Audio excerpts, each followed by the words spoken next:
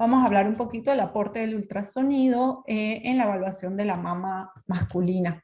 ¿Por qué podemos solicitar ultrasonido? ¿Cuál puede ser la causa? El motivo de consulta más frecuente en el hombre es la clínica. La clínica es la que prevalece y va a estar dado por el aumento de volumen, por la presencia de un nódulo o por dolor. En menor proporción puede ser la secreción por el pezón. Esto es poco frecuente, pero puede ocurrir. Lo más común es aumento de volumen. Entonces,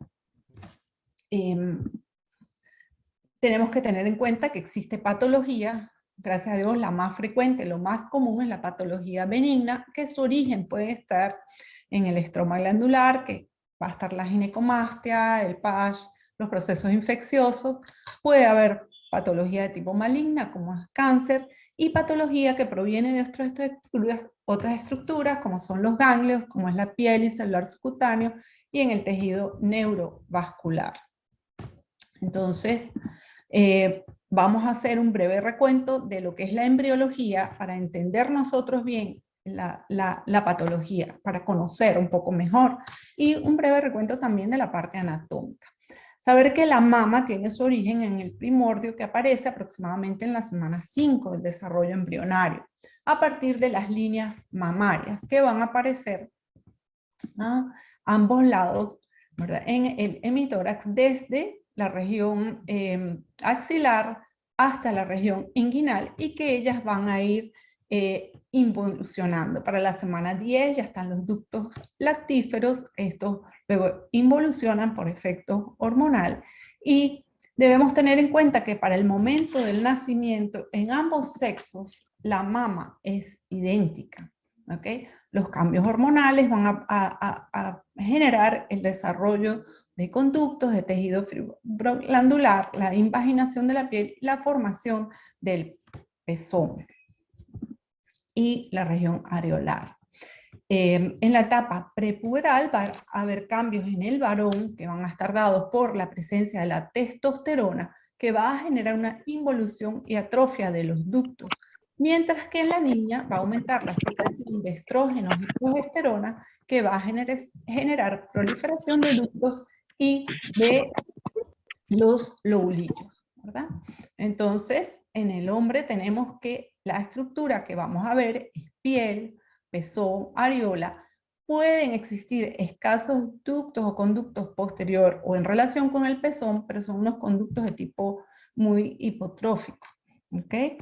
Va a haber grasa y el tejido muscular. La causa más común de patología mamaria en el varón o en el hombre es la ginecomastia. Y la forma de presentación, como ya dijimos, va a estar dada por aumento de volumen, nódulo y dolor. Entonces, con mucha frecuencia van a ser jóvenes, porque es muy común en la etapa de la adolescencia o la preadolescencia, en las cuales van a consultar por esto. Y entonces es importante saber qué es ginecomastia. Ginecomastia es el crecimiento de la glándula mamaria que se hace visible y palpable en el varón. Histológicamente está dado por una proliferación benigna de los conductos subareolares y estroma periductal. Esto es lo que vamos a ver. No va a haber desarrollo de lobulillos, por lo tanto, la patología en relación con esto va a ser, no va a estar presente. También es importante saber que no vamos a ver ligamentos de Cooper. Entonces, la configuración de la mama es ligeramente diferente. Cuando estamos ante la presencia de un aumento de volumen o dolor, está el saber si esto es realmente una ginecomastia o no es ginecomastia, ¿verdad? Porque ya vamos a ver que hay otras patologías. Entonces, generalmente, la ginecomastia está dada por un desequilibrio entre las testosteronas y los estrógenos, que pueden haber causas fisiológicas y están muy bien establecidas, como son en el periodo neonatal, en la etapa puberal y en la etapa senil, ¿verdad? Que está dada por un desequilibrio transitorio entre estrógenos y andrógenos endógenos. En el neonato, porque hay niveles estrogénicos elevados, en la pubertad por un aumento de los niveles de testosterona libre, en la andropausia una disminución de la testosterona con un aumento del estradiol. Entonces vamos a encontrar que hay un engrosamiento subareolar, que generalmente es lo que se palpa, como un nódulo duro o ligeramente renitente, móvil, en una gran cantidad de casos puede ser unilateral, pero es bilateral también, que produce dolor. En raras ocasiones puede haber secreción por el pezón, sobre todo si ésta se infecta o si hay la formación de un absceso. Esto a veces puede ocurrir porque hay mucha manipulación, a veces por el mismo dolor o la molestia o el recrecimiento y la falsa creencia de masajearlo, que esto va a desaparecer. Y luego está también lo que es la pseudoginecomastia, ¿verdad? Que en este caso pues es una falsa ginecomastia. La verdadera ginecomastia, hay una proliferación benigna de los ductos, lo vamos a palpar como una masa, como ya dijimos, central, simétrica, o sea, ella es subareolar, está en relación con pezón y areola. Generalmente regresa de manera espontánea y en los casos patológicos puede revertir cuando se trata la causa. Puede utilizarse si persiste el tamoxifeno o en algunos casos cirugía. Esto sobre todo en el caso de los adolescentes o hombres adultos jóvenes, ¿verdad? Por el efecto que tiene desde el punto de vista emocional y psicológico, pues, lo que es el aumento de volumen mamario.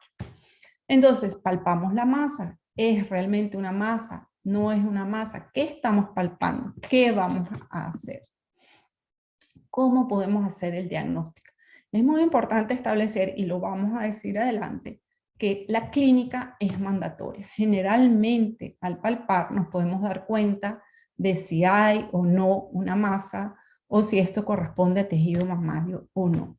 Pero bueno, vamos a ir con la clínica, luego la ecografía, que también vamos a ver cuándo hacemos la ecografía de primera intención y cuándo utilizamos la mamografía, y pues también lo que es recurrir a los estudios de laboratorio o niveles hormonales para orientarnos. Si nosotros tenemos que clínicamente no podemos diferenciar entre patología benigna y maligna, o hay una presentación clínica sospechosa, pues es importante recurrir al estudio de imágenes, porque nos va a decir qué es lo que está ocurriendo. Si tenemos hallazgos clínicos de presencia de ginecomastia o pseudoginecomastia, pero clínicamente es normal, pues no necesariamente necesitamos hacer imágenes. Pero si hay hallazgos clínicos de ginecomastia o pseudoginecomastia y la clínica es sospechosa, ¿verdad? Ya sea porque vemos induración, cambios a nivel de la areola o palpamos alguna otra masa a nivel axilar o algo, entonces también debemos recurrir a las imágenes. O sea, el siguiente paso, una vez que hacemos este diagnóstico clínico y tenemos dudas, lo indicado es hacer el estudio de imágenes. Si nosotros tenemos que hay una masa indeterminada, o sea, clínicamente tenemos dudas, y el paciente es menor de 25 años, el estudio de elección es el ultrasonido. Si nuestro paciente tiene 25 o más, se va a realizar la mamografía. Aunque tenemos un grupo importante de pacientes que acuden muchas veces y piden o quieren hacerse el ultrasonido, pero lo indicado y lo que establece el Colegio Americano es la utilización de la mamografía como primer estudio en el paciente mayor de 25 años.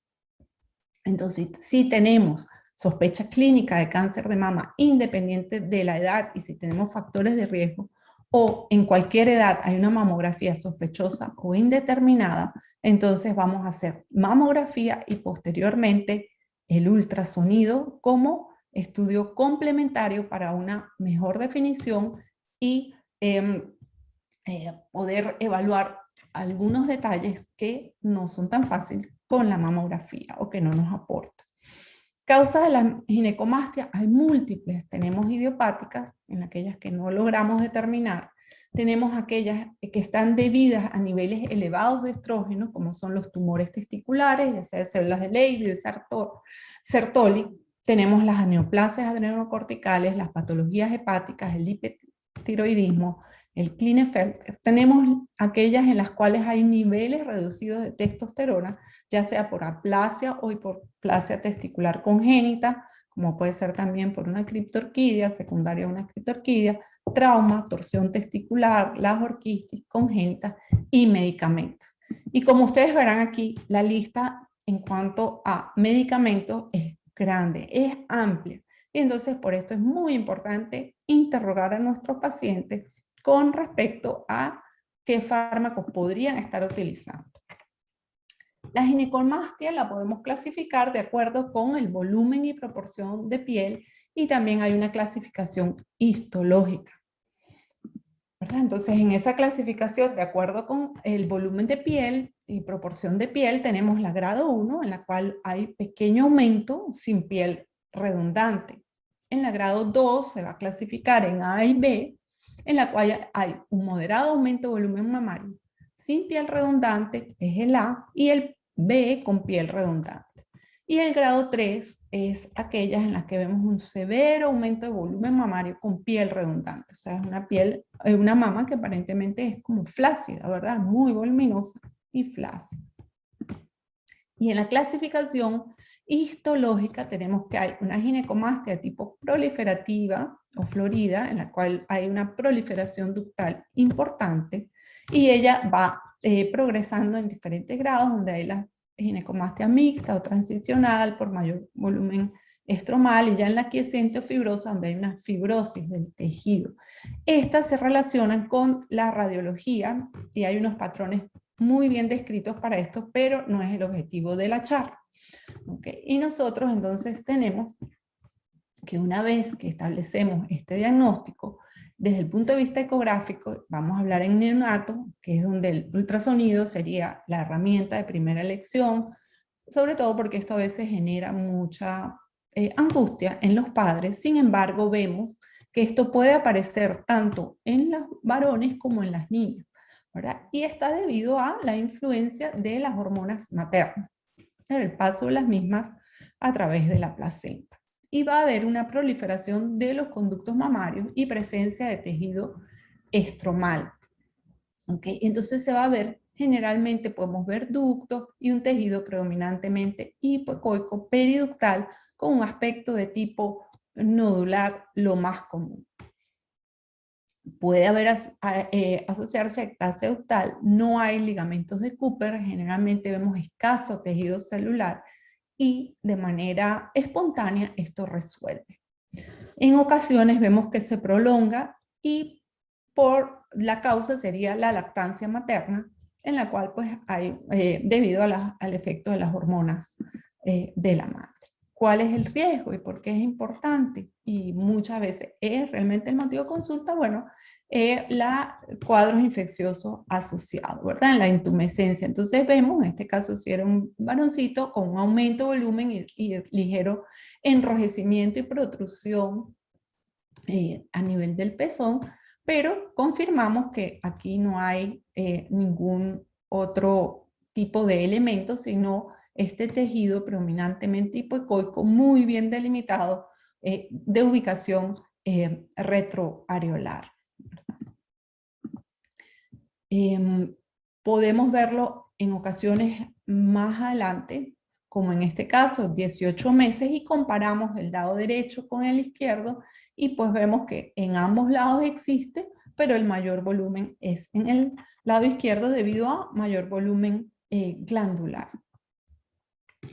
También antes de la pubertad puede ocurrir este cambio o este aumento, y está dado por un aumento en el volumen de testosterona que por efecto de algunas enzimas va a convertirse en estrógenos y generan un aumento que es transitorio.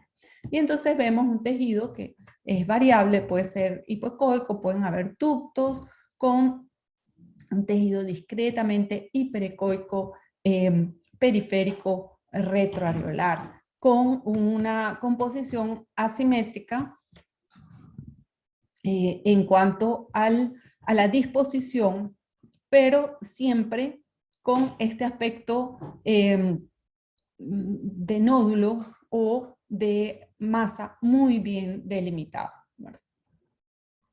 En ocasiones con una ligera proliferación ductal, como vemos acá, que da una distribución a veces radial. Esto lo podemos ver, y ya lo vamos a ver más adelante, que pues da ese aspecto como de deditos que corresponde a la proliferación de los conductos mamarios en un niño muy joven, porque vemos que apenas tiene 7 años y presenta este tipo de características. Y en estos casos, generalmente lo que hacemos es observación y seguimiento. Entonces acá otro ejemplo, y definimos que hay un aumento de volumen donde hay un predominio del tejido adiposo, pero vemos este componente de ductos con una extensión de tipo dendrítica o digitiforme. Es la causa más frecuente de aumento de volumen en la pubertad. Generalmente, como ya dijimos, es autolimitada. Ella va a resolver. No lo hace en meses, a veces puede tomar hasta 1 año o 18 meses. La etiología es dada fundamentalmente por los cambios hormonales y en algunas ocasiones hay un exceso de grasa corporal. La persistencia va a requerir la realización de otros estudios, como pueden ser los niveles hormonales, la evaluación de la región testicular, para descartar otras etiologías de esta patología. Puede ser asimétrica, como ya vimos, y en este caso eso lo vamos a poder corroborar con nuestra imagen ecográfica. No he insistido ni les he dicho, pero creo que todos se pueden dar cuenta que aquí vamos a utilizar transductores lineales, ¿verdad? No tiene sentido, estamos hablando de partes blandas, de una estructura superficial, en la cual podemos obtener una buena definición de lo que es la piel, el tejido muscular y lo que es el celular subcutáneo, y la presencia de este componente entre ambos para nosotros entonces definir y aportar a qué corresponde. Si ustedes se dan cuenta, las imágenes son variables. Estamos en todos estos casos que les he presentado hasta el momento, son jóvenes, niños y jóvenes en etapa de la adolescencia, y podemos observar como no siempre vamos a ver el componente ductal, en este caso discretamente hiperecoico, con un predominio del tejido glandular. No vemos realmente tejido adiposo en esta región mamaria muy aumentada de tamaño. En este otro caso vemos que el tejido cambia, vemos tejido ductal, vemos un tejido mixto, heterogéneo, hay un componente hipoecoico, un componente discretamente hiperecoico, y esto, a pesar de que está descrito, y por eso es que desde el punto de vista ecográfico no existe, como lo hay con la mamografía, en una correlación entre el tipo de imagen y las características, es decir, esto vendría siendo como un patrón mixto, ¿verdad? Y sin embargo, un paciente joven en el cual hay esta patología de corto tiempo de evolución. Y como en este caso, aumenta en un lado y en el otro no hay tejido prácticamente. Entonces, se dice que hay unas fases histológicas, ¿verdad? La primera, activa, temprana, donde hay proliferación ductal estromal. En la segunda hay un componente mixto, y en la tercera es fibrosa o quiescente, porque el tejido se vuelve realmente fibroso y desde el punto de vista ecográfico se relaciona con una imagen más de aspecto hiperecoico. Entonces, en esta fase activa o proliferativa, los conductos subareolares son los prominentes.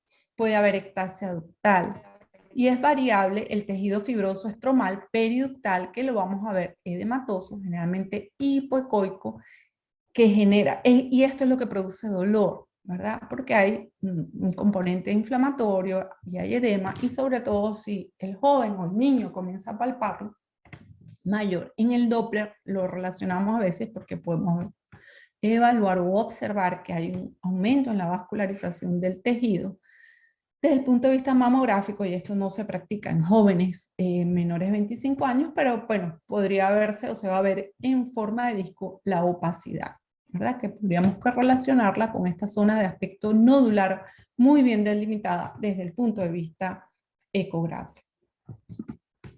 Entonces acá tenemos otro, y fíjense, hay una proliferación del tejido ductal, entonces diríamos que es una fase proliferativa. Sin embargo, ¿verdad? No hay ese aspecto tan bien definido como lo vimos en el caso anterior del tejido periférico, sino que hay un predominio de este tejido ductal que se va ramificando posterior a la areola y periareolar.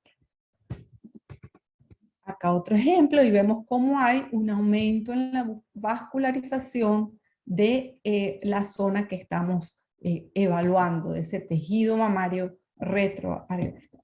Tenemos una fase quiescente que se correlaciona con la fase dendrítica, donde hay un aumento de tamaño bilateral que es asimétrico. Hay conductos prominentes, podemos observar inclusive ectasia, ¿verdad? Debido a esa proliferación ductal, hay tejido fibroso periductal que se va a ver en estas ocasiones ligeramente de mayor ecogenicidad, y también desde el punto de vista del Doppler con hiperemia. Vamos a encontrar que un mismo paciente puede tener diferentes aspectos del tejido mamario. Además de asimetría, pues puede ser distinto. Aquí vemos ductos y vemos cómo podemos continuar estos ductos, y al Doppler vemos ese aspecto de aumento múltiples vasos en todo el espesor del tejido mamario. Y esto lo correlacionamos con dolor, ¿verdad? Porque hay cambios de tipo inflamatorios. Este otro aspecto, y fíjense, entonces ahí sí muy bien definido ese aspecto, es semejante a lo que sería la neurona, ¿verdad? Donde ella viene y va dando estas ramificaciones que corresponden a la proliferación ductal. Ya esto sigue en pacientes de más edad, en las cuales, bueno, en parte por la simetría, por dudas, se nos solicita el ultrasonido como examen complementario. Otro ejemplo, y fíjense esta distribución, este patrón de los conductos con un predominio importante de los mismos. En la ginecomastia mixta o difusa, esto se relaciona desde el punto de vista histológico con una patología que lleva mayor tiempo, ¿verdad? Donde hay un predominio del tejido hiperecoico, el cual puede ser heterogéneo debido a componente hipoecoico que corresponde a tejido adiposo entremezclado en el tejido glandular, en el cual vamos a ver poco flujo al Doppler, y también pueden haber ductos en ocasiones visibles, pero no tan prominentes como lo hemos visto en los estudios anteriores. Y aquí, a pesar de que es un paciente muy joven, fíjense cómo hay un aumento de volumen muy bien definido, pero es un aspecto heterogéneo, donde vemos estos lobulillos de tejido adiposo entremezclados en el tejido glandular que se aprecia hiperecoico, y en los cuales no apreciamos componente ductal. Aquí podemos ver cómo no se ven los característicos ligamentos de Cooper que vemos en la paciente femenina. Acá un paciente de 62 años, y fíjense, hay una simetría en el tejido y vemos ese predominio de tejido hiperecoico, con algunos ductos escasos, pero lo que predomina es el componente ecogénico y tejido adiposo. Acá nuevamente, ¿verdad? Menos vascularización, escasos vasos y ductos, ¿no?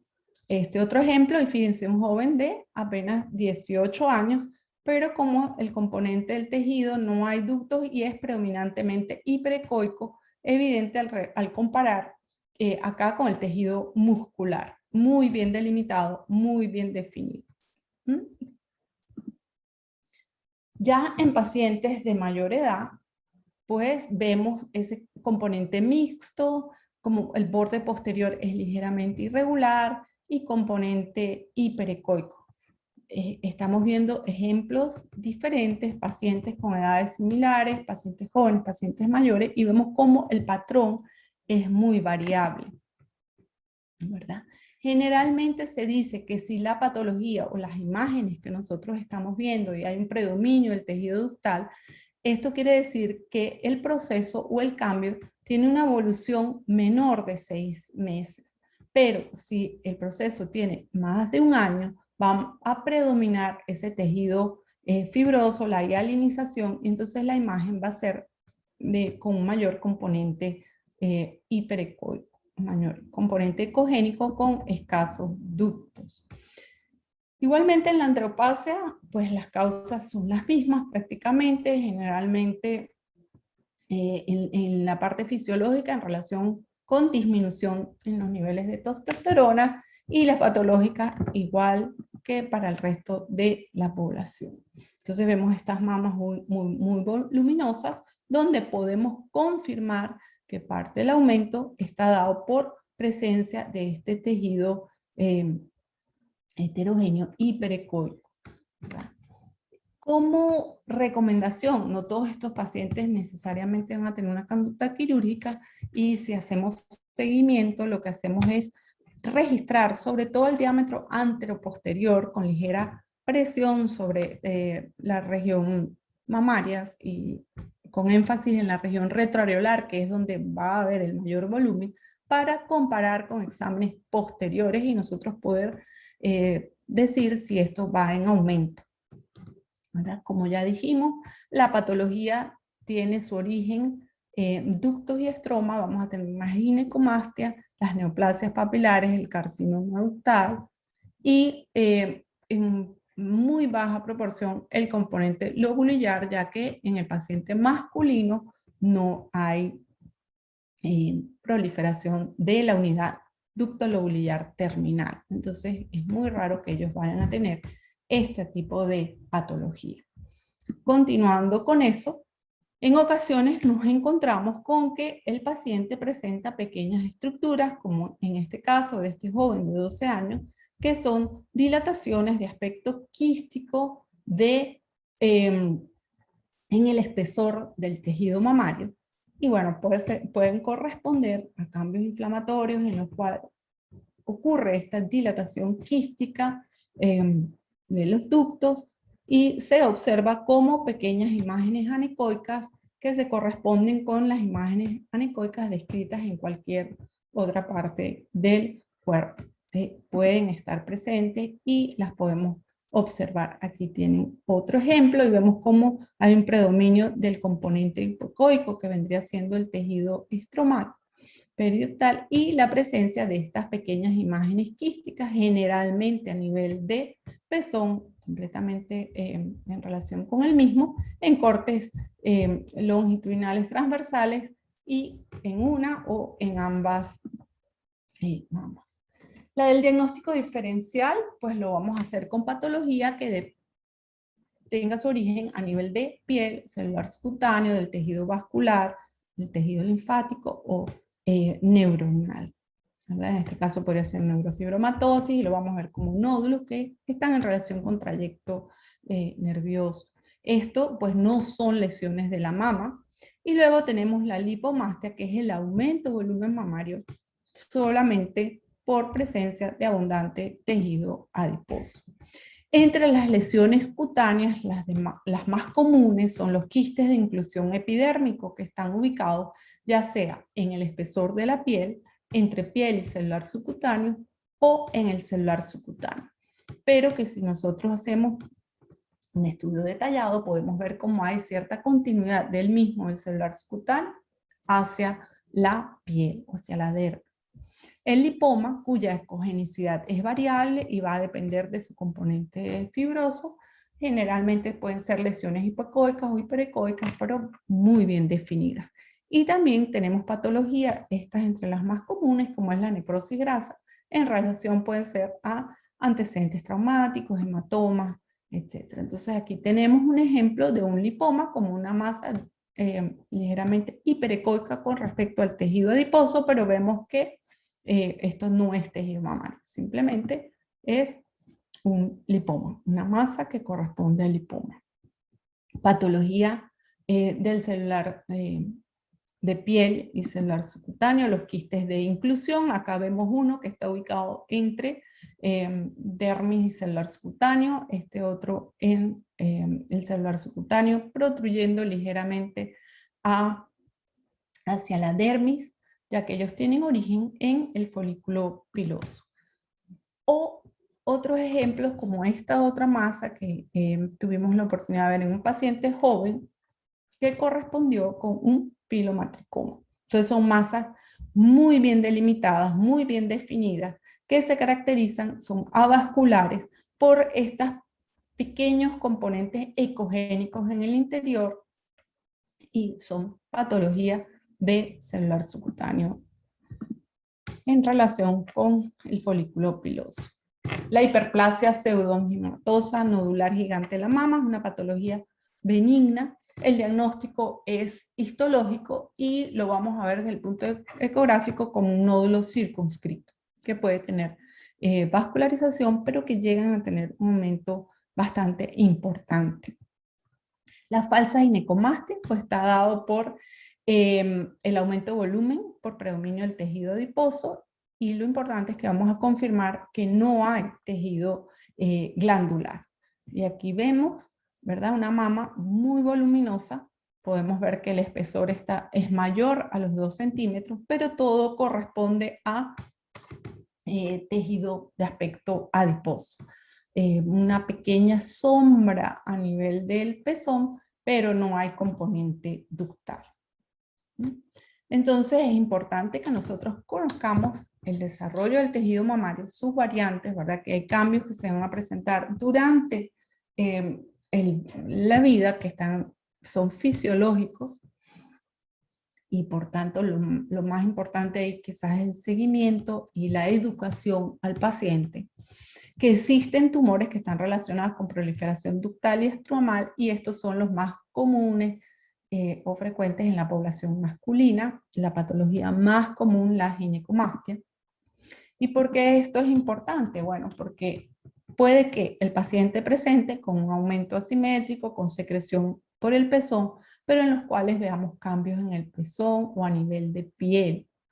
Y entonces ya tenemos que pensar, y aunque no es el objetivo de la charla, pues sí saber que puede haber patología maligna en el hombre y que su forma de presentación da imágenes ecográficas muy características. Generalmente en estos pacientes nuestra evaluación con ultrasonido es complementaria para una mejor definición, para definir su relación con respecto al pezón, ¿verdad? Entonces vamos a hacer ecografía, vamos a hacer mamografía, que es el examen de elección, y porque esto es más común en pacientes de mayor edad, y la realización de la biopsia para tener el diagnóstico histológico. La primera vez que se describe el cáncer de mama fue hecho en 1307 por John de Ader. En la literatura corresponde al 1% de los cánceres en el hombre, y aunque es poco frecuente, tiene un pronóstico grave. Y es por esto que es importante hacer un diagnóstico precoz. ¿Y por qué el pronóstico es grave? Porque generalmente estos pacientes acuden tardíamente, ya sea por temor, ya sea por miedo o por desconocimiento, ¿verdad? Lo más común es que sea entre los 60 y 70 años, realmente es prácticamente inexistente por debajo de los 40 años.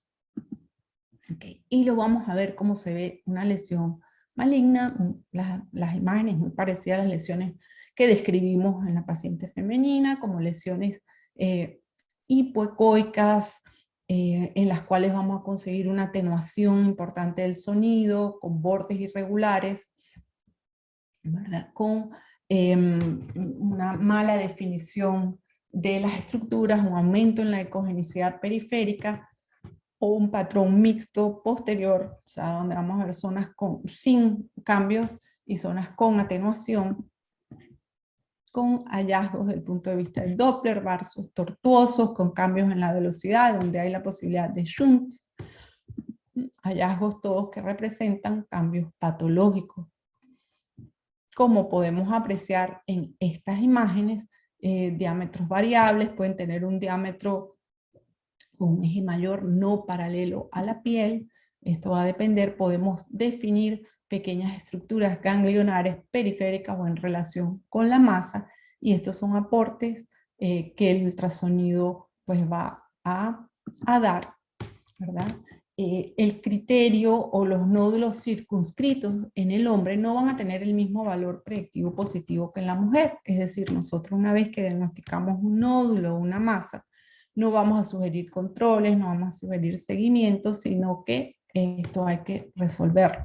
Aquí tenemos una masa aparentemente bien delimitada, sin embargo, aquí podemos ver la irregularidad de los bordes, la heterogeneidad interna, y si bien no hay modificación de sus ecos posteriores, vemos como el aspecto heterogéneo y la irregularidad de sus bordes, pues ya son criterios de sospecha y que ameritan biopsia y definir la conducta a realizar.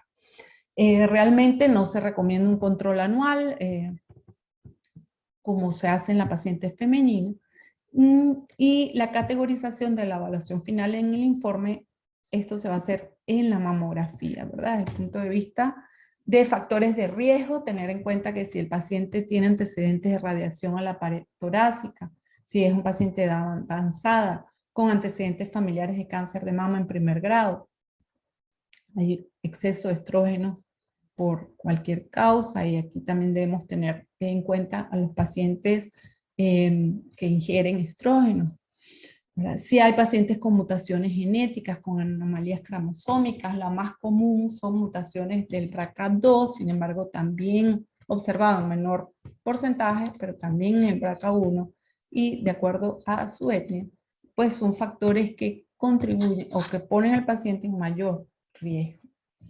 Entonces, la ventaja o el aporte del ultrasonido va a ser en aquellos pacientes con un diagnóstico clínico dudoso, en el cual queremos conocer los diámetros, su relación con el pezón y la extensión local, ¿verdad? Porque el ultrasonido, recuerden, la mama masculina no es grande, y a veces la exploración de la axila puede ser difícil, y ahí el ultrasonido pues tiene una grandísima utilidad.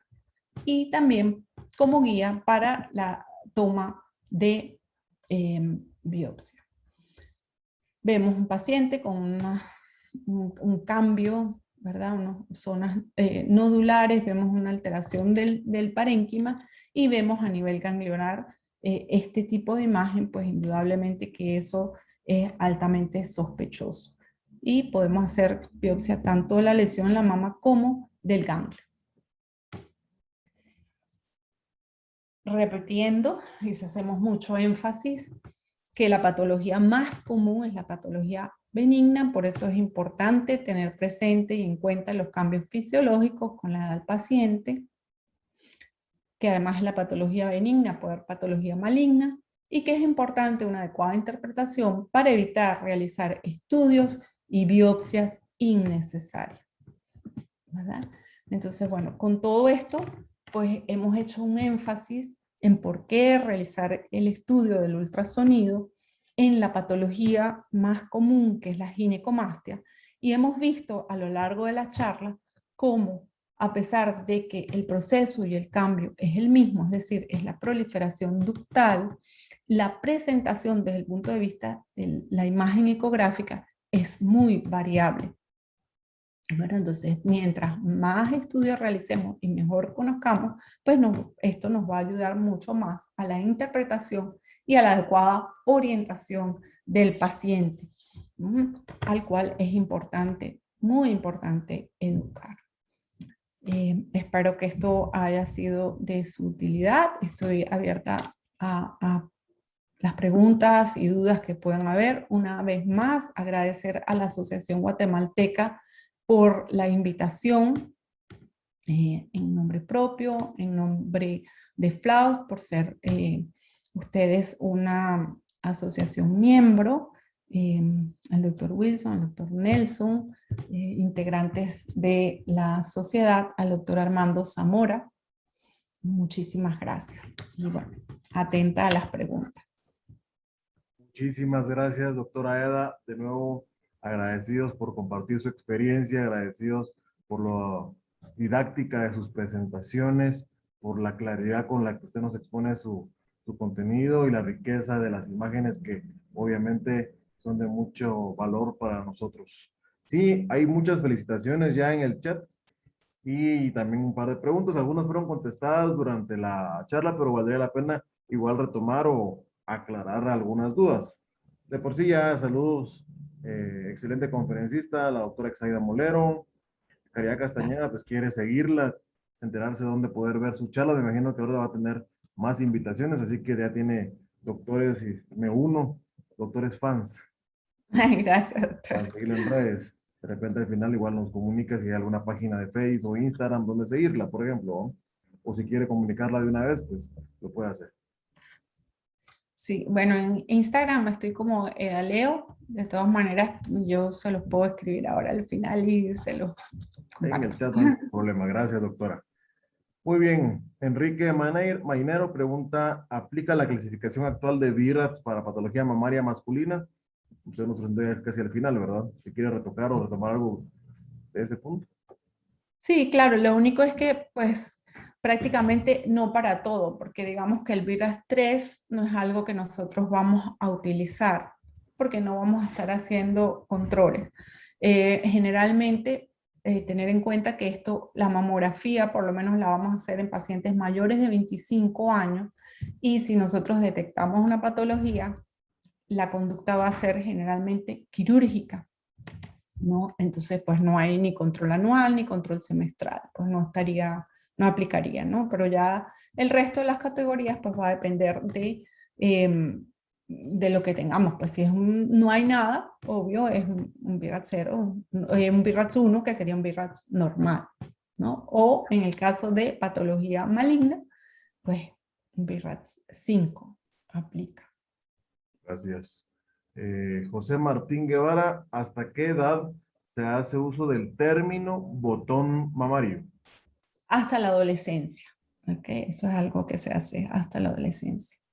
Saludos y felicitaciones de la autora María Ninochka Quijada. Hans Gary pregunta, en ginecomastia y con pezones retraídos, patológicos o con secreción, ¿qué podemos observar en el ultrasonido para descartar neoplasia?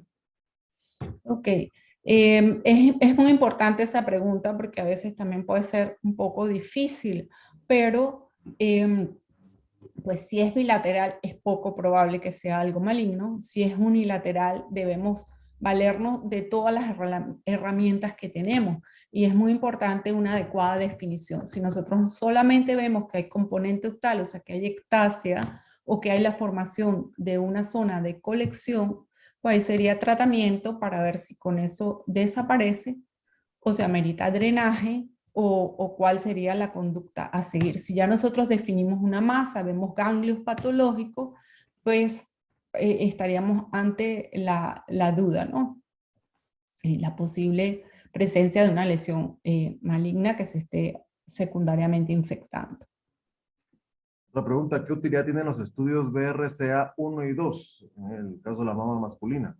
Bueno, ahí si existe la mutación, generalmente este tipo de pacientes, sobre todo los BRCA2, se le va, si están asintomáticos, se les recomienda la realización de controles anuales. Es muy importante en estos tipos de pacientes, ambos, BRCA2 y BRCA1, pero sobre todo el BRCA2, el autoexamen y la realización de estudio anual. Muy bien. Porque son pacientes o son factor de riesgo. Siguen las felicitaciones, la autora Wendy Pargas, la autora Luz Marina Restrepo, la autora Nay Ponce, le mandan saludos, el doctor Raúl Ramírez también, doctor Jorge Cabrera,